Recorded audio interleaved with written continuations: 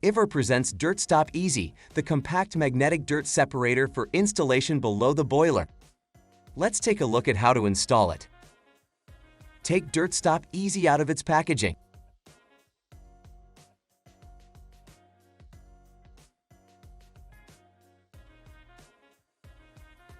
We'll start by installing the drain cap, then move on to the connection kit included in the package. Use an open-end spanner to tighten. Complete installation by screwing down the cap. Then wrap Teflon tape around the thread of the valve. Then screw it onto the pipe. Connect DirtStop Easy to the valve and the boiler pipe.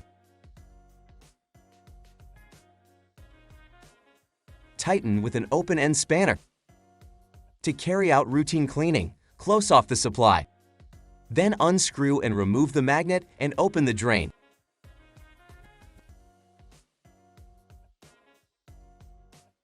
Use a bucket to collect the water. Once cleaning is complete, repeat these steps in reverse. Close the drain, screw on the cap and magnet, and reopen the supply.